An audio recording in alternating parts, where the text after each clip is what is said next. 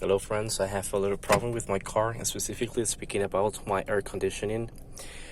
For a long story short, when I turn on my air conditioning, and number 1 is okay, number 2 as well, but from number 3 to number 4 is making a terrible noise. I'm gonna show you. Check this out. And in number 4 is terrible, the noise.